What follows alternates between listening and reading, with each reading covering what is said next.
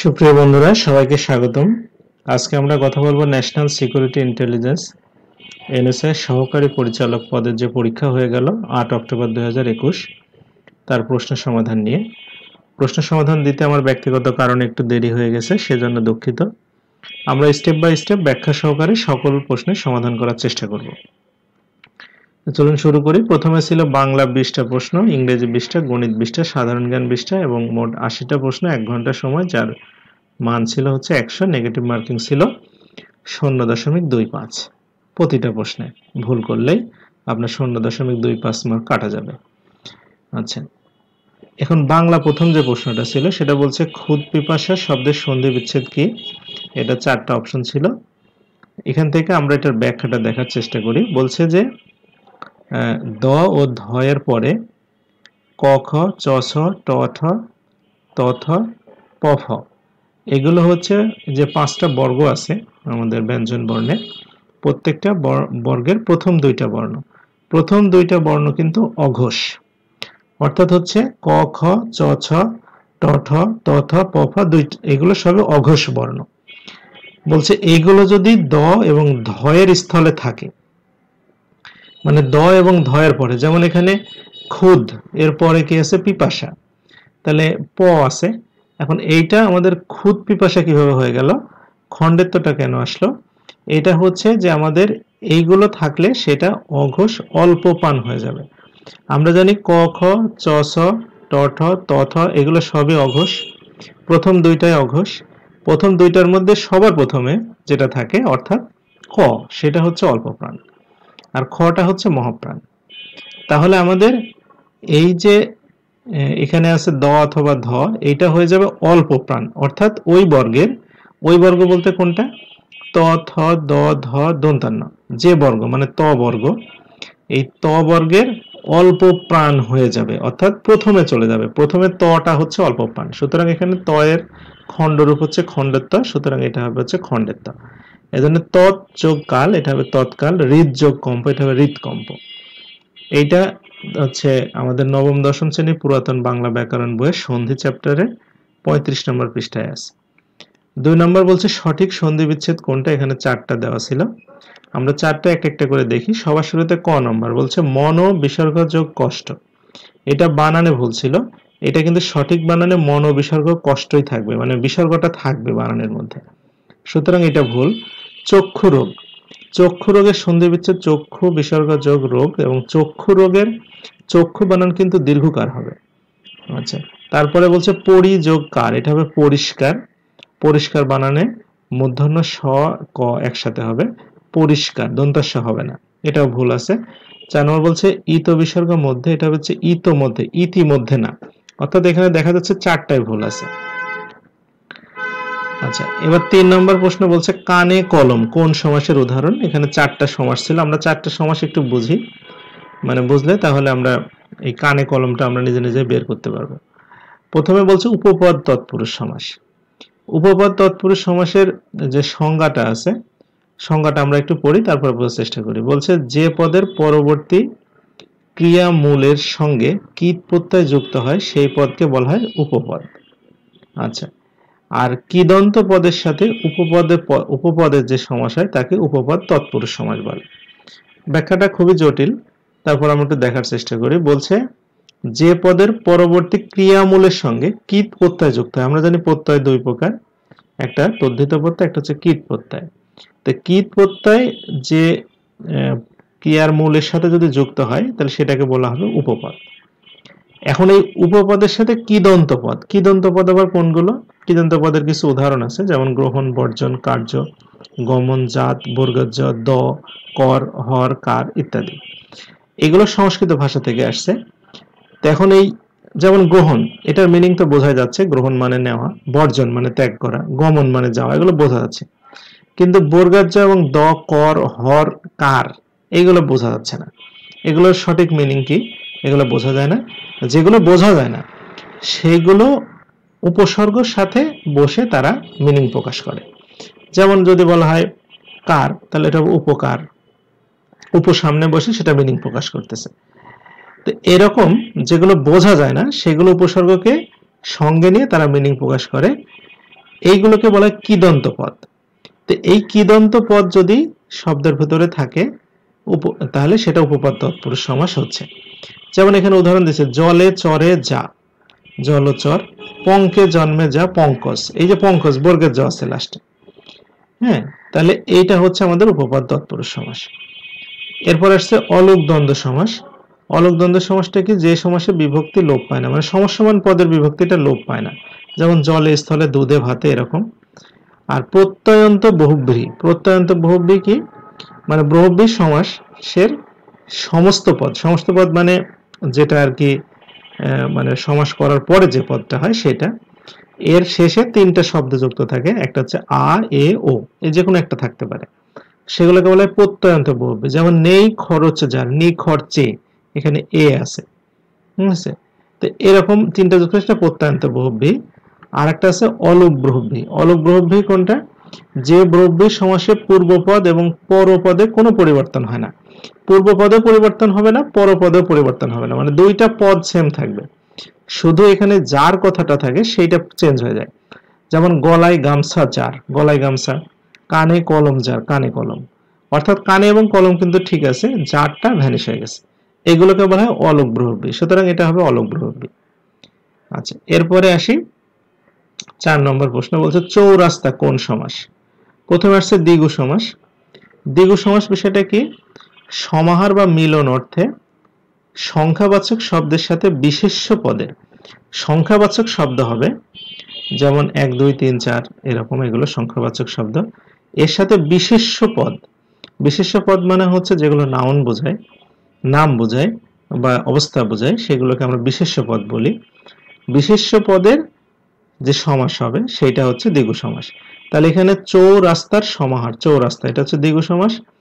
রাস্তাটা হচ্ছে আমাদের বিশেষ্য, চৌটা হচ্ছে সংখ্যাবাচক শব্দ, তাহলে চৌরাস্তার সমাহার, এটা দ্বিগু সমাস। এখানে সংখ্যাবাচক বহুব্রীহি বলছে। সংখ্যাবাচক বহুব্রীহি কি? এখানেও তো তাহলে সংখ্যা থাকবে। বলছে পূর্বপদে সংখ্যাবাচক, পরপদে সংখ্যা এবং সমস্ত পদটি বিশেষণ হলে পূর্বপদে সংখ্যাবাচক হবে কিন্তু। আচ্ছা, সেটা তাহলে চৌ থাকলো, মিটে গেল। কিন্তু সমস্ত পদ মানে যেটা সমাস করার পরে সেটা হবে অ্যাডজেক্টিভ মানে বিশেষণ, তাহলে হবে চৌচাল যে ঘরের, এটা হবে চৌচালা। চৌচালাটা কিন্তু বিশেষণ, সুতরাং এটা সংখ্যাবাচক বহুব্রীহি। আচ্ছা, অলুক বহুব্রীহি তো আমরা আগে দেখে আসছি। সমানাধিকরণ বহুব্রীহি। সমানাধিকরণ বহুব্রীহি বিষয়টা কি? পূর্বপদে বিশেষণ, বিশেষণ মানে অ্যাডজেক্টিভ, মানে প্রথমেরটা অ্যাডজেক্টিভ হবে, পরেরটা নাউন মানে বিশেষ্য হলে তাহলে সেটা হবে বহুব্রীহি সমাস। যেমন খোশ মেজাজ যার, খোশটা হচ্ছে মানে খুশি, ভালো আর কি, সেটা হচ্ছে বিশেষণ, আর মেজাজটা হচ্ছে নাউন বা হচ্ছে বিশেষ্য, সুতরাং খোশ মেজাজ যার, খোশ মেজাজ, এটা হবে সমানাধিকরণ বহুব্রীহি। আচ্ছা, 5 নম্বর প্রশ্ন বলছে every man is for himself, এর সঠিক বাংলা অনুবাদ কি? এটা হবে চাচা আপন পান বাঁচা। 6 নম্বর হচ্ছে গ্রাফিক শব্দের বাংলা পরিভাষা কি? এটা হবে হচ্ছে নকশা। 7 নম্বর বলছে কোন শব্দের গুচ্ছের বানান শুদ্ধ? এটা হবে রুগ্ন, শিহরণ এবং বাল্মীকি। 8 নম্বর বলছে বিমলা কুমুদিনী কোন উপন্যাসের চরিত্র? এটা হবে হচ্ছে আমাদের উপন্যাসগুলোর চরিত্রগুলো আমরা একটু জেনে নেই। ঘরে বাইরে উপন্যাসের চরিত্র হচ্ছে বিমলা। আচ্ছা, চতুর্রঙ্গ হচ্ছে রবীন্দ্রনাথের সাধু ভাষার একটা উপন্যাস। যোগাযোগ এই উপন্যাসের চরিত্র হচ্ছে মধুসূদন এবং কুমুদিনী। আর শেষের কবিতা উপন্যাসের অমিত লাবণ্য। চোখের বালির উপন্যাসের চরিত্র হচ্ছে আশালতা, বিহারী, বিনোদিনী এবং মহেন্দ্র। তাহলে এখান থেকে দেখা যাচ্ছে যে বিমলা হচ্ছে ঘরে বাইরের চরিত্র, আর মধুসূদন, কুমুদিনী হচ্ছে যোগাযোগ, অর্থাৎ ক নম্বরটা অ্যান্সার হবে। 9 নম্বর বলছে কারক ও বিভক্তি নির্ণয় করুন। কাননে কুসুমকলি সকলই ফুটিল। এখানে যেহেতু দাগটা দেওয়া আছে কুসুমকলির নিচে, মানে কি ফুটলো? কুসুমকলি, অর্থাৎ বাক্যের অবজেক্ট। অবজেক্ট হলে সেটা হবে কর্ম, কর্মকারক, সুতরাং এটা হবে কর্মে শূন্য। 10 নম্বর বলছে প্রিয়জনে যাহা দিতে চাই তাই দেই দেবতারে, কারক ও বিভক্তি নির্ণয় করুন। এখন কোনো কিছু দেবতাকে দিতে হলে সেটা উৎসর্গ করে দিতে হয়, যেটা আর কখনো রিটার্ন পাওয়ার সুযোগ নেই, সেজন্য এটা হবে সম্প্রদান কারকের ষষ্ঠী বিভক্তি, দেবতারে, রে হচ্ছে রয়ের। তারপরে এক কথায় প্রকাশ হচ্ছে অক্ষির অভিমুখে, এটা হবে অক্ষির অভিমুখে হবে প্রত্যক্ষ, অক্ষির অগোচরে হবে পরোক্ষ, অক্ষির সম্মুখে সেটা সমক্ষ, চক্ষুর সম্মুখে সংগঠিত, এটা হবে চাক্ষুষ। আচ্ছা, 12 নম্বর বলছে যে বিপরীতার্থক শব্দের ক্ষেত্রে নিচের কোনটি ভুল? অমৃত এবং গরল দুইটা বিপরীত শব্দ। তস্কর মানে খারাপ মানুষ, সাধু মানে বিপরীত শব্দ। কৃষ এবং স্থূল, কৃষ মানে চিকন, স্থূল মানে মোটা। অর্বাচীন, অর্বাচীন মানেই হচ্ছে প্রাচীন, আর প্রাচীন মানে হচ্ছে প্রাচীন, দুইটা সমার্থক শব্দ। যে পরিশ্রম করে সেই সুখ লাভ করে, এটা কোন ধরনের বাক্য? এটা হবে হচ্ছে মিশ্র বাক্য। কোনটি মৌলিক শব্দ? বাঁশি, মা, তৈল, জলধি। আচ্ছা, এই শব্দগুলোর মধ্যে বাঁশি, বাঁশিটা হচ্ছে রূঢ়ি শব্দ। রূঢ়ি শব্দ কোনগুলো? যে শব্দগুলো মানে হচ্ছে মিনিংটা আমাদের মনে হতে পারে একরকম, কিন্তু মিনিংটা হবে আলাদা। মানে উপসর্গ এবং প্রত্যয় যোগে হয় এবং মিনিংটা হয় আলাদা। যেরকম বাঁশি বলতে আমরা বাঁশ দিয়ে তৈরি, এরকম সবকিছুই বাঁশি, এটা হওয়ার কথা, কারণ বাঁশ দিয়ে তৈরি হলে বাঁশি হওয়ার কথা, মানে ওয়ার্ড অনুসারে যায়। কিন্তু বাঁশি বলতে আমরা একটা বাদ্যযন্ত্রকে বোঝাচ্ছি। বাঁশ দিয়ে তৈরি হচ্ছে, দেখা যাচ্ছে যে ঘরও তৈরি হচ্ছে, তাহলে ঘর কিন্তু বাঁশি না। বা খুঁটি তৈরি হচ্ছে ঘরের, এটা কিন্তু বাঁশি না। অর্থাৎ বাঁশ দিয়ে তৈরি হলে যে বাঁশি হবে ব্যাপারটা তা না, মিনিংটা একরকম, মানে জিনিসটা অ্যানালাইসিস করলে একরকম, কিন্তু আসল মিনিংটা আর একরকম। সুতরাং এইটা হচ্ছে রূঢ়ি শব্দ হয়। মাটা হচ্ছে এটা মৌলিক শব্দ। তোল, তোল মানে কি? যে শুধু তেলজাত দ্রব্য সেগুলোকে তোল বলা হওয়ার কথা, যেমন সরিষাও তোল হওয়ার কথা। তারপরে হচ্ছে মানে যে কোনো তোলজাত দ্রব্য হওয়ার কথা, কিন্তু আসলে সেটা হয় না, এই জন্য হচ্ছে এটা রূঢ়ি শব্দ। তারপরে আসতেছে হচ্ছে জলধি। জলধি মানে সমাস নিষ্পন্ন যে শব্দগুলো সে হচ্ছে মূল অর্থে না গিয়ে অন্য অর্থ হয়, সেগুলোকে যোগরূঢ় শব্দ বলে। জলধিটা হচ্ছে যোগরূঢ় শব্দ। 15 বলছে মোহাম্মদ নাসিরউদ্দিন কোন পত্রিকা সম্পাদনা করতেন? মুসলিম ভারত যে পত্রিকাটার সম্পাদক ছিলেন মোজাম্মেল হক, প্রগতি পত্রিকার সম্পাদক বুদ্ধদেব বসু, সওগাত পত্রিকার সম্পাদক মোহাম্মদ নাসিরউদ্দিন এবং সমকাল পত্রিকার সম্পাদক ছিল সিকান্দার আবু জাফর। 16 নম্বর বলছে মহাকাব্যিক উপন্যাস নয় কোনটি? মহাকাব্যিক উপন্যাস বলতে বড় উপন্যাসকে বোঝানো হয় মূলত। সংসপ্তক শহীদুল্লাহ কায়সারের উপন্যাস, গায়ত্রী সুন্দর সেলিনা হোসেনের, আগুন পাখি হাসান আজিজুল হকের এবং জাহান্নাম হতে বিদায় এটা ছোট উপন্যাস শওকত উসমানের।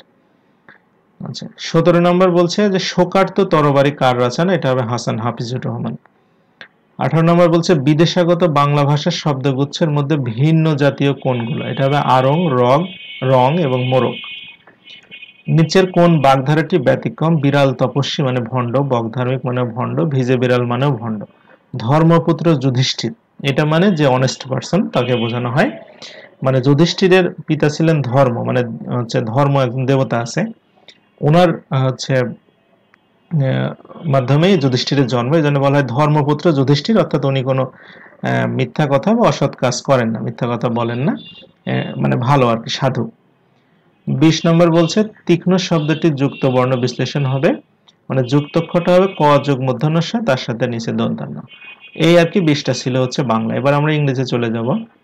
বলছে ড্যাশ অপরচুনিটি কামস রেসপন্সিবিলিটি। আচ্ছা, মানে opportunity with opportunity comes responsibility, অর্থাৎ আপনার সুযোগ থাকলে দায়িত্ব আসবে। 22 নম্বর বলছে dash the year 2014 and 2019 I was a student of University of Dhaka, তো এটা হবে হচ্ছে বিটুইন। 23 নম্বর বলছে are you sure that you dash clear before. আমরা জানি বিফোর থাকলে সেটা হচ্ছে বিফোর আফটারের নিয়ম অনুসারে বিফোরের পূর্বে আমরা হ্যাড প্লাস ভার্বের পাস্ট পার্টিসিপল বসাবো, অর্থাৎ এটা হবে হ্যাড সিন। 24 নম্বর বলছে I have enrolled at dash university.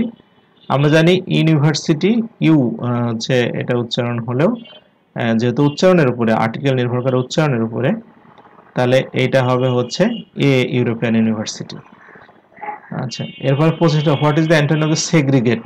Segregate মানে আলাদা করা, একসাথে করার ইংরেজি হবে হচ্ছে কম্বাইন। তারপর বলছে দ্য চিলড্রেন ওয়ার টু ফ্লাবারগাস্টেড। ফ্লাবারগাস্টেড মানে হচ্ছে বিস্মিত হওয়া। টু আছে, টু যুক্ত সেন্টেন্সে পরের অংশ টু দিয়ে শুরু হয়, অর্থাৎ টু স্পিক হবে এটা। 27 নম্বর বলছে good morning I dash C the manager please, অর্থাৎ কার সঙ্গে দেখা করার ভদ্রভাবে অনুমতি নিতে চাইলে এটা হবে I would like to see the manager please. তারপর 28 নম্বর বলছে there was somebody walking behind us I thought we dash, মানে বলছে যে কিছু মানুষ আমাদের পিছনে হাঁটতেছিল, আমরা ভেবেছিলাম যে তারা আমাদেরকে ফলো করতেছে, অর্থাৎ আমরা তাদের দ্বারা ফলো করা হচ্ছে আর কি কন্টিনিউয়াস টেন্সে। সুতরাং এটা হবে প্যাসিভ ভয়েস, আর বিং ফলোড। 29 নম্বর বলছে you have been working since morning dash your lunch yet. আমরা জানি লাঞ্চ গ্রহণ করার ক্ষেত্রে হ্যাভ ইউ হ্যাড হবে, have you had your lunch yet. 30 নম্বর বলছে which of the following sound is similar to one. এই যে জয় করা, এটা হচ্ছে আমরা উচ্চারণ করি ওয়ান, কিন্তু এটা হবে হচ্ছে মানে ওয়ান আর কি, উচ্চারণটা সরাসরি ওয়ান, মানে আমরা যেটা ওয়ান উচ্চারণ করি সেটা হবে। তো ওয়ানের উচ্চারণটা হচ্ছে WN1, আবার ওয়ান যেটা আছে মানে এক যেটার বাংলা, সেটার উচ্চারণটা হচ্ছে WN1। 31 নম্বর হচ্ছে চুজ দ্য কারেক্ট সেন্টেন্স। 4টা সেন্টেন্স ছিল এখানে। She disguised herself lest she should be recognised. Lest থাকলে পরে হচ্ছে আমাদের মডাল ভার্ব শুড বসে। 32 নম্বর বলছে choose the correct sentence. No sooner had. No sooner had এর নিয়মটা হচ্ছে নো সোনার হ্যাড এর পরে ভার্বের পাস্ট পার্টিসিপল ফর্ম বসবে এবং পরে দেন মানে THAN বসবে, তারপরে ভার্বের পাস্ট ইনডেফিনিট টেন্স বসবে। সুতরাং এটা হবে no sooner had she graduated then she got a job. 33 নম্বর বলছে what is the noun form of defer. Defer এর নাউন ফর্ম হচ্ছে ডিফারমেন্ট, অর্থাৎ বাধা দেওয়া, বাধা। 34 নম্বর হচ্ছে what is the verb form of acquisition. অ্যাকুইজিশনের ভার্ব হচ্ছে অ্যাকোয়ার মানে অর্জন করা। 35 নম্বর বলছে what is the synonym of the word erudite. ক্রুডাইটের সঠিক মিনিংটা হচ্ছে র ম্যাটেরিয়াল। এখন এইটা মানে একদম র কাঁচা, মানে কাঁচা সবজি টবজি এরকম যে টাইপের জিনিস, কিন্তু এখানের আসলে অ্যাকচুয়ালি কোনটা ম্যাচ করে 4টার সাথে এটা আমি ম্যাচ করাতে পারি নাই। 36 নম্বর বলছে choose the correct translation of the sentence you should fight shy of evil company. Fight shy of মানে মানে বাদ দেওয়া বা ত্যাগ করা, অর্থাৎ তোমার বাজে সঙ্গ এড়িয়ে চলা উচিত। 38 নম্বর বলছে চুজ দ্য কারেক্ট স্পেলিং। এটা হবে হচ্ছে অনোম্যাটোপিয়া, ONOMATOPOEIA। এটা মানে হচ্ছে মানে যেগুলো আমাদের এই যে কিচির মিচির বলে, তারপরে হচ্ছে আমাদের রিমঝিম যে শব্দগুলো আছে বা মরমর কুট কুট, এগুলো বাংলা ব্যাকরণে যে শব্দ আছে সেগুলোকে বলা হয় অনোম্যাটোপিয়া। 38 নম্বর বলছে I am feeling under the weather. Under the weather মানে কি? আন্ডার দ্য ওয়েদার মানে হচ্ছে অসুস্থ ফিল করা, ফিলিং স্লাইটলি ইল মানে হালকা অসুস্থ ফিল করা। 39 নম্বর বলছে I would have made sure Rana was here dash were coming. এখানে উড হ্যাভ প্লাস ভার্বের পাস্ট পার্টিসিপল আছে। কন্ডিশনাল সেন্টেন্সের নিয়ম অনুসারে if plus subject plus had ভার্বের পাস্ট পার্টিসিপল থাকলে পরের ক্লজে সাবজেক্ট প্লাস উড প্লাস ভার্বের past participle, would have plus ভার্বের পাস্ট পার্টিসিপল হয়। আর 40 নম্বর হচ্ছে চুজ দ্য কারেক্ট সেন্টেন্স। 4টা অপশন ছিল, এটা হবে the kid likes watching cartoons and eating chocolates. এটা হচ্ছে আমাদের প্যারালেলিজম যেটা, অর্থাৎ এখানে ওয়াচিং কার্টুনস ইটিং চকলেট, অর্থাৎ দুইটা একই ধরনের ভার্ব হবে আর কি। আচ্ছা, এরপরে আসি আমরা ম্যাথে চলে আসি। প্রথমে বলছে it takes 5 hours to fill a container using machine A, মানে মেশিন এর 5 ঘন্টা সময় লাগে। The same container can be filled using machine B in 10 hours। Machine B এর 10 ঘন্টা সময় লাগে।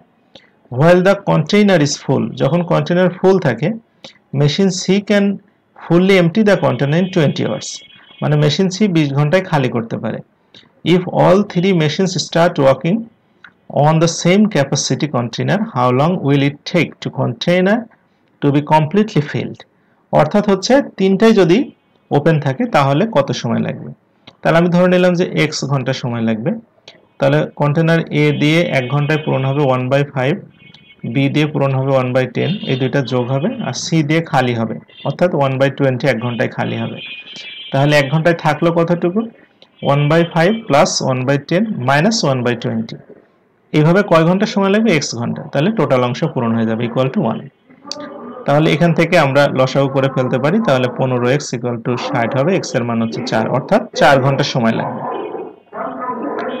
এরপরে আসি 2 নম্বর 42 নম্বর বলছে two trucks 300 kilometre away travelling towards each other constant speed, মানে দুইটা ট্রাক দুই প্রান্তে আছে, তারা 300 কিলোমিটার দূরে আছে একজন আরেকজনের থেকে, তারা হচ্ছে মুভ করবে, একজন 70 কিলোমিটার বেগে একজন হচ্ছে 50 কিলোমিটার বেগে টুয়ার্ড ইচ আদার, মানে হচ্ছে দুইজন দুইজনের দিকে।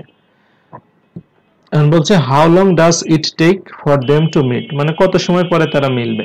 আমরা একটা সিম্পলি এখানে জেনারেল সেন্স কাজে লাগাই যে একজন আসবে 70 কিলোমিটার গতিতে, একজন আসবে 50 কিলোমিটার গতিতে, অর্থাৎ দুইজন 1 ঘন্টাতে কিন্তু 120 কিলোমিটার করে আগায় আসতেছে, কাছাকাছি আসতেছে, অর্থাৎ তাদের মধ্যে 300 কিলোমিটার দূরত্ব আছে।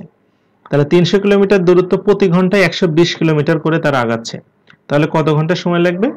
আমরা জানি হচ্ছে ডিস্টেন্সকে আমরা স্পিড দিয়ে ভাগ করে দিলে 120 প্রথম ঘন্টায়, পরের ঘন্টায় 120, 240 হয়ে গেল, তারপরে আর আধা ঘন্টা হলে হয়ে যাবে, অর্থাৎ 300 কে 120 দিয়ে ভাগ করলে 2.5 ঘন্টা সময়ের মধ্যে তারা এক জায়গায় চলে আসবে। 43 নম্বর বলছে if 12 men work on a particular task it takes them 24 days to complete। বলছে যদি 12 জন পুরুষ মানুষ কাজ করে তাহলে সময় লাগবে 24 দিন।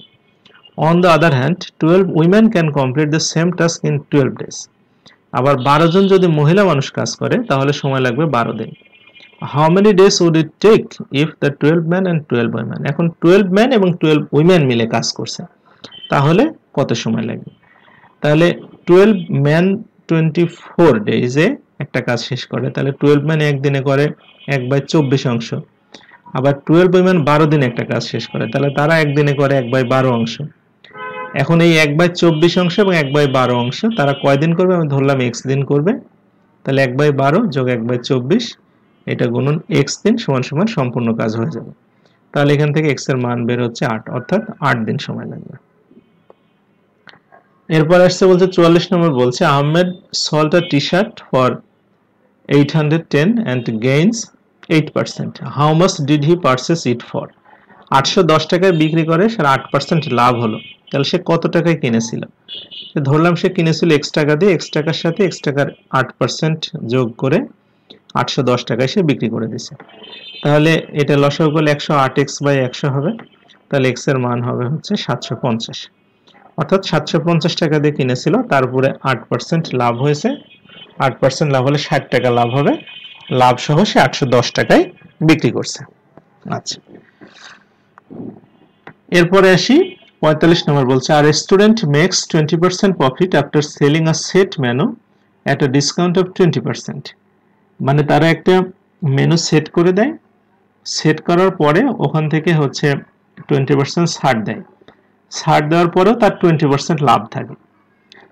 What is the percentage increased in mark price, মানে মার্ক প্রাইস কত লিখে রাখে, মানে মেনুতে আসলে লিখে রাখে কত, লিখিত মূল্যটা কত।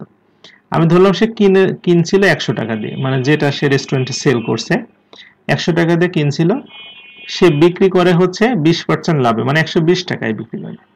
এই 120 টাকা কিন্তু ছাড় দেওয়ার পরের, মানে ওই মেনুতে যা লেখা থাকে তার থেকে ছাড় দেওয়ার পরে সে 120 টাকা বিক্রি করে, অর্থাৎ হচ্ছে তার যে মার্ক প্রাইস অর্থাৎ তালিকা মূল্য সেখান থেকে তার উপরে 20% ছাড় দিয়ে দেয়, দিয়ে 120 টাকা বিক্রি করে। তাহলে মার্ক প্রাইসে থাকে কত পার্সেন্ট? 20% ছাড় দিয়ে দিলে 80% থাকে, এই 80% হচ্ছে 120 টাকা, তাহলে মার্ক প্রাইসটা হচ্ছে 150 টাকা। এখন আমরা দেখি 150 টাকার 20% ছাড় দিলে কয় টাকা ছাড় যায়? 30 টাকা, সে 120 টাকায় বিক্রি করে, সহজ হিসাব। অর্থাৎ সে মানে কত পার্সেন্ট বাড়ায়, মানে মার্ক প্রাইসটা কত পার্সেন্ট বাড়িয়ে লেখে, অর্থাৎ সে কিনে 100 টাকা কিন্তু মার্ক প্রাইস লেখে 150 টাকা, তাহলে কয় পার্সেন্ট বাড়ালো? 50% বাড়ালো।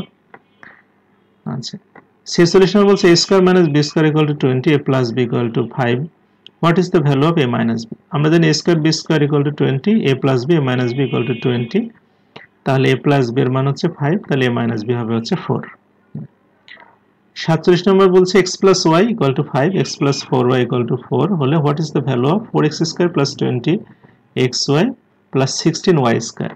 আমরা প্রথমে এটা মিডল টার্ম করে নেব, 4x square plus 16xy plus 4xy equal to 16y square, 4x common নিলে x plus 4y, এখানে 4y কমন নিলে x plus 4y, তাহলে x plus 4y আর 4x plus 4y, x plus 4y এর মান দেওয়া আছে 4, আর এখান থেকে আমরা 4 কমন নিয়ে নিই, তাহলে x plus y থাকে, x plus y এর মান দেওয়া আছে 5, তাহলে 4 5 20, 4 20 80।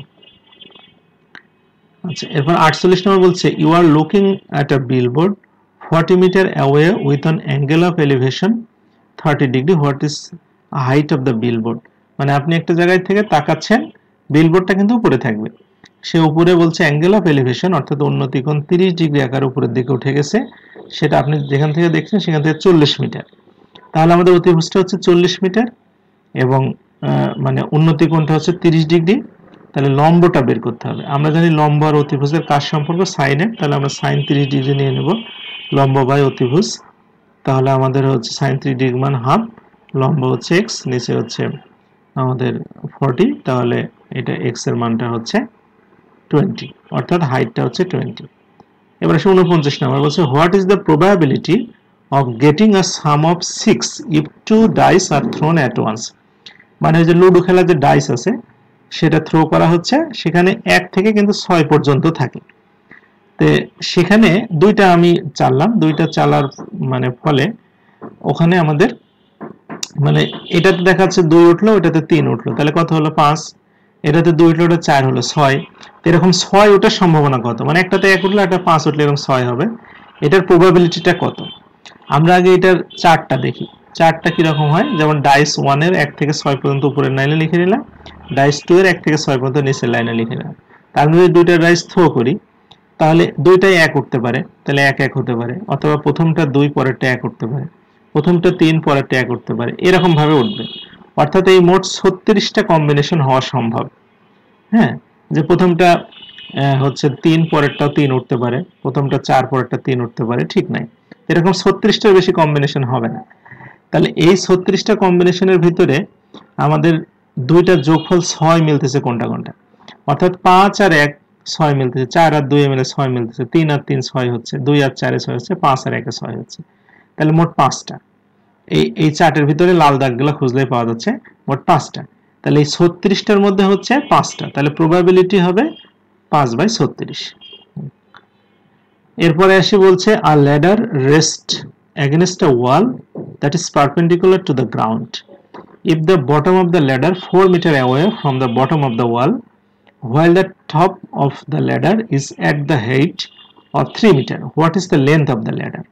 মানে ল্যাডারটা এইভাবে রাখা হয়েছে, যেটার হাইটটা 3 আর হচ্ছে যেটা নিচেরটা মানে ল্যাডারের যে ময়ের গোড়া থেকে দেওয়াল পর্যন্ত 4 মিটার। তাহলে এটা লম্ব আর ভূমি দেওয়া আছে, তাহলে আমরা অতিভুজ বের করে ফেলবো। অতিভুজ স্কয়ার ইকুয়াল টু লম্ব স্কয়ার প্লাস ভূমি স্কয়ার, পিথাগোরাসের যে সূত্র আছে, তাহলে অতিভুজ ইকুয়াল টু রুট ওভার লম্ব স্কয়ার প্লাস ভূমি স্কয়ার, এটা হবে হচ্ছে 5। 51 নম্বর বলছে in a room 36 people 20 players play chess এবং while 28 players play poker, how many players both.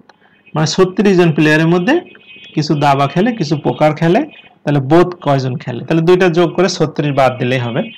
20 আর 28 মিলে হচ্ছে 48, 48 থেকে 36 বাদ দিলে মানে উভয় বিষয় আছে 12। 52 নম্বর বলছে a fair six-sided die is rolled, find the probability of getting an odd number or a number less than 4। মানে একটা 6-sided die মানে এই যে ছক্কা আর কি লুডোর, সেটা প্লে করা হলো, থ্রো করা হলো, বলছে যে অড নাম্বার পাওয়ার সম্ভাবনা কত এবং অথবা 4 এর থেকে কম মানে 1 2 3 এরকম পাওয়ার সম্ভাবনা কত। তাহলে ওর ভিতরে অড নাম্বার এই যে 1 থেকে 6 পর্যন্ত 6 থাকে, এর মধ্যে অড নাম্বার কয়টা থাকে, এই অড নাম্বার থাকে 1 3 5 মানে হচ্ছে 3টা, আর 4 এর থেকে ছোট আছে কত 1 2 3 এই 3টা, তার মানে সব মিলে হচ্ছে 1 2 3 5 মানে 4টা। এই 4টা কয়টার ভিতরে 6টার ভিতরে, তাহলে এটা হবে হচ্ছে 6 উপরে 4 নিচে 6 অর্থাৎ 2/3 প্রবাবিলিটি।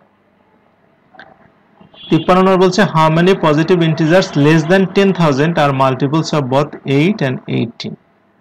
মানে 10,000 এর কম কতটা সংখ্যা আছে যেগুলো 8 দিয়েও ভাগ যাবে এবং 18 মানে 18 দিয়েও ভাগ যাবে। 8 দিয়ে ভাগ যায় 18 দিয়ে ভাগ যায়, এরকম সংখ্যা বের করার সহজ বুদ্ধি হচ্ছে লসাগু করতে হবে। তাহলে 8 18 লসাগু হচ্ছে কিভাবে বের করব, 8 এর আগে মাল্টিপল গুলো বের করি, 8 16 24 32 40 এরকম হতে হতে চলতেই থাকবে আনলিমিটেড পর্যন্ত। 18 এর মাল্টিপল কোনগুলো হবে, 18 36 54 72। তো এগুলোর মধ্যে সবচেয়ে ছোট কমন কোনটা আছে, 72। মানে 18 প্রথমে 72 পড়ছে এবং 8 এরও সবচেয়ে ছোট হচ্ছে 72, দুইটার মধ্যে কমন আছে। তাহলে 72টা হবে লসাগু। এখন অর্থাৎ এই 72 দিয়ে যেগুলো ভাগ যায় সেগুলো 8 দিয়েও ভাগ যাবে, 18 দিয়েও ভাগ যাবে।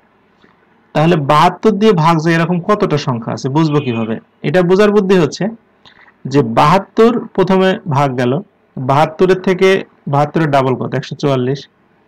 144 এ কিন্তু 72 দিয়ে ভাগ যাবে, অর্থাৎ প্রতি 72 ঘর পর পরই কিন্তু 72 দিয়ে ভাগ যাবে। তাহলে আমরা এই যদি 10,000কে 72 দিয়ে ভাগ করি তাহলে বুঝতে পারবো কয়টা সংখ্যা আছে। তাহলে আমরা যদি 10,000 দিয়ে ভাগ করি 138 পয়েন্ট সামথিং হচ্ছে, অর্থাৎ 138টা ভাগ যাবে, তার বেশি আর মানে ভগ্নাংশ যেহেতু সেহেতু 10,000 উপরে চলে যাবে, অর্থাৎ 138 হবে উত্তর। এবার 54 বলছে HCF and LCM of two number 12 and 288 respectively if one number is 96 find the other। লসাগু গসাগু 12 এবং 228 হলে একটা সংখ্যা 96 আর একটা সংখ্যা কত? আমরা জানি লসাগু গসাগু গুণ করলে সংখ্যা দুটোর গুণফলের সমান হয়। তাহলে লসাগু হচ্ছে 12 আর 288 গুণ করলে আরেকটা সংখ্যা 96, তাহলে x এর মান হচ্ছে 36, অর্থাৎ সংখ্যার আরেকটা সংখ্যা হচ্ছে 36। 55 নম্বর বলছে the ratio of male student to female student in a class 13:90 if there are 224 people in the class including one teacher, one administrator and 30 evaluators, how many people in the class are male student? মোট ছাত্রছাত্রী মোট মানুষ আছে 224, তার মধ্যে একজন হচ্ছে প্রথমে বাদ দিয়ে দিলাম অ্যাডমিনিস্ট্রেটর, একজন টিচার আর 30 জন হচ্ছে ইভালুয়েটর, তাহলে থাকলো 192 জন। এই 192 জন 13:19 অনুপাতে ভাগ হবে, অর্থাৎ 13:19 32 ভাগ হবে। এর ভিতরে মেল কয় ভাগ? মেল হচ্ছে আমাদের 13 ভাগ, তাহলে 192 এর 32 ভাগে 13 ভাগ হচ্ছে মেল, তাহলে 78 হবে। 56 নম্বর বলছে 5 years ago ratio of father age to son age 5:1 and 2 years later father's age will be 3 times his son age. What is the ratio of the present age? Present age মানে আমি 5 বছর আগে বাবার বয়স ছিল 5x, তাহলে বর্তমানে 5x + 5 হবে, আর পুত্রের ছিল x, তাহলে বর্তমানে x + 5 হবে। এখান থেকে আরো 2 বছর পরে বাড়বে, তার মানে বাবার 5x + 5 + 2 হবে আর ছেলেরও x + 5 + 2 হবে। এখন এই বাবার বয়সটা ছেলের বয়সের 3 গুণ হবে, অর্থাৎ ছেলের বয়সের 3 গুণ করে দিতে হবে, তাহলে এটা x এর মান হচ্ছে 7। তাহলে বাবার বর্তমান বয়স কত? 5x + 5, এর মানে হচ্ছে 40 বছর, আর ছেলের হচ্ছে x + 5 মানে 12 বছর, তাহলে 40:12, এটা রেশিও ছোট করলে 10:3। 57 বলছে what is the value of 3x² + ax + a + 3 divisible by x + 2, অর্থাৎ x + 2 দ্বারা ভাগ করলে ভাগ যায় এই রাশিটা, তাহলে a এর মান কত হয়? আমরা জানি যেটা দ্বারা ভাগ করলে ভাগ যায় সেই উৎপাদকের মানটা বসালে রাশিটা 0 হওয়া লাগবে, যেহেতু x + 2 দিয়ে ভাগ যায়, সুতরাং x = -2 বসালে আমরা রাশিটা 0 হতে হবে। তো -2 বসালে কত হচ্ছে? এটা হচ্ছে 15 - a, এটা সমান 0 হওয়া লাগবে, অর্থাৎ a এর মানটা হচ্ছে 15। 58 নম্বর বলছে 10 to 220 meter long moving 45 km/h, the time taken by the train to cross the tunnel to 60 meter long is, মানে 220 মিটার লম্বা একটা ট্রেন 45 কিলোমিটার বেগে যাচ্ছে, 260 মিটার লম্বা একটা টানেল পার করতে কত সময় লাগে? তাহলে টোটাল ডিসটেন্স কত? 480, মানে নিজের বডি হচ্ছে 220 আর টানেল হচ্ছে 260, তাহলে 480 কে আমরা কিলোমিটারে নিয়ে গেলে 480/1000 কিলোমিটার হবে, আর তার সময় লাগবে ধরলাম x ঘন্টা। তাহলে আমরা জানি স্পিড গুণন হচ্ছে টাইম দিলেই আমরা পেয়ে যাব ডিসটেন্স, তাহলে 45 কিলোমিটার বেগে যাচ্ছে, x ঘন্টা সময়, দুটো গুণ করে দিলে আমরা দূরত্ব পেয়ে যাব 480/1000। তাহলে x এর মানটা বের হচ্ছে 480/1000 গুণন 45, এটা কিন্তু আমাদের ঘন্টায় আছে, ওখানে সেকেন্ড বের করতে বলছে। আমরা জানি 1 ঘন্টা সমান 3600 সেকেন্ড, তাহলে 3600 দিয়ে গুণ করব, তাহলে আমরা পেয়ে যাব 38.4। 59 নম্বর সাধারণ জ্ঞান ছিল, যেটা পরে দিয়েছি আমি। 60 নম্বরে আসি, বলছে দ্য ফ্যাক্টর অফ 4x⁴ + 1 কত হবে, মানে উৎপাদক। তাহলে এটাকে আমরা সাজায় লিখি 2x² + x² + 2 2x² 1 + 1, আমাদের অতিরিক্ত আসলে 2 × 2x², তাহলে এটা 4x² আকারে মাইনাস দিয়ে দিলাম, তাহলে এটা 2x² + 1 whole square - 2x power whole square দিয়ে দিলে এটা আমাদের হচ্ছে a² - b² এর সূত্রে বসায় দিলে 2x² + 1 - 2x একটা, 2x² + 1 + 2x একটা, শেষ। এই আরেকটা অঙ্ক ছিল 61 নম্বর, বলছে a vegetable cart sell a potato 0.24 and tomato $0.76. Fred bought 12 vegetables in total and he only bought potato and tomato. If Fred paid 6.52, how many potato he buy? মানে হচ্ছে সবজির দাম, আলুর দাম হচ্ছে 24 পয়সা আর টমেটোর দাম হচ্ছে একটা 76 পয়সা। সে 12টা সবজি কিনছে, মানে তার ভিতরে আলু আর টমেটোই আছে। সে 6 টাকা 52 পয়সা পে করছে। তাহলে তার মোট হচ্ছে আমি ধরলাম হচ্ছে পটেটো ধরলাম x আর টমেটো ধরলাম y, টা মোট 12টা কিনছে, 1 নং সমীকরণ। আর পটেটোর দাম 0.24x আর টমেটোর দাম 0.76y, এই দুইটা যোগ করলে হবে হচ্ছে 6.52 টাকা। তাহলে এখান থেকে আমরা x এর মানটা নিয়ে সেখানে পুট করে দিলে y এর মানটা পেয়ে যাব হচ্ছে 7। অর্থাৎ হচ্ছে আমাদের সে টমেটো কিনছে 7টা, বলছে পটেটো কয়টা কিনছে, মোট 12টা, তাহলে পটেটো কিনছে 5টা। এরপরে সাধারণ জ্ঞানে আসি। সাধারণ বলছে হু is the first translator of Bangladesh national anthem? এটা হচ্ছে সৈয়দ আলিয়া হোসেন, বাংলাদেশের জাতীয় সঙ্গীত বাংলায় ইংরেজিতে অনুবাদ করেছেন। 62 নম্বর বলছে in which district 3 bigha corridor is located? এটা অ্যান্সার হবে হচ্ছে লালমনিরহাট 3 বিঘা করিডোর, যেটা বর্তমানে এখন বাংলাদেশের ভিতরে, আগে ভারতের ছিল, যেখান থেকে লিজ নেওয়া ছিল আমাদের। আচ্ছা, বলছে which Bangladeshi has been awarded the Padma Bhushan 2020 by the government of India? এটা হচ্ছে সৈয়দ মোয়াজ্জেম আলী। তিনি স্বাধীনতার সময় পাকিস্তান ফরেন সার্ভিসের অফিসার ছিলেন, পরবর্তীতে মুক্তিযুদ্ধের সময় তিনি ওখান থেকে বের হয়ে বাংলাদেশের সাথে যোগ দেন আর কি। 64 নম্বর বলছে according to the World Economic Forum Gender Gap Report what is the ranking of Bangladesh in South Asia? এটা হবে first. What is the theme of 6 BRICS youth summit 2020? এটা থিম হচ্ছে challenge of the time for young people. Who is the new secretary general of BIMSTEC? বিমস্টেকের নতুন secretary general হচ্ছে তেনজিন লেকফেল। আচ্ছা, who is the writer of book called Promise land? Promise ল্যান্ডের writer হচ্ছে Barack Obama. According to the SDG Index 2020, Bangladesh has been reached 109th position, মানে 109তম। Is keyboard computer pressing F8 key for 3 times select? মানে F8 কি 3 বার click মানে চাপ দিলে কি select হবে, এটা পুরো সেন্টেন্স সিলেক্ট হয়ে যাবে। Which was first electronic computer? এটা হচ্ছে ENIAC। তারপরে which word is marked as the word of year 2020 in Cambridge Dictionary? এটা হবে quarantine। Which one is the naval sector of Bangladesh Liberation Army? এটা 10 নম্বর sector. Which of the project Bangladesh has related one city one town? এটা Karnaphuli tunnel. Dead Sea এটা একটা হচ্ছে হ্রদ। Concurrent two-factor identity verification is a biometric identification system that would require, মানে বর্তমানে যে biometric identification সিস্টেমে যে টু ফ্যাক্টর আইডেন্টিটি, সেটা হচ্ছে ফেসিয়াল আইডেন্টিটি। প্রথমে মুখটা রিকগনিশন করবে, তারপরে আবার ফেসিয়াল মোশন, অর্থাৎ মুখটা নড়াইতে হয়। যেমন ন্যাশনাল আইডি কার্ডে যদি আপনি ছবি করছেন বা বিকাশে বা হচ্ছে রকেটে যদি ছবি আপলোড করতে চান, তার ভেরিফিকেশনের জন্য আপনার চোখ পিটপিট করতে হয়। তো এইগুলো হচ্ছে বলা হয় facial identity and facial motion. বলছে রিসেন্টলি এই মানে পিএম অর্থাৎ honourable prime minister received award UN for SDG award পেয়েছেন উনি। Which of the following is not Scandinavian country? এটা হবে নেদারল্যান্ড। স্ক্যান্ডিনেভিয়ান কান্ট্রি হচ্ছে 5টা, এটা হচ্ছে ফিডে আসুন, এটা হচ্ছে ফিনল্যান্ড, ডেনমার্ক, আইসল্যান্ড, সুইডেন আর হচ্ছে নরওয়ে। আচ্ছা, where did Leonardo da Vinci draw famous fresco the Last Supper? Last Supper উনি কোথায় গেছিলেন? এটা হচ্ছে ইটালির মিলান শহরে। What is the name of latest rover sent by NASA to Mars? এটা হবে পার্সিভিয়ারেন্স। অর্থাৎ হচ্ছে মঙ্গল গ্রহে যে নাসা রোভার পাঠিয়ে তার নাম হচ্ছে পার্সিভিয়ারেন্স।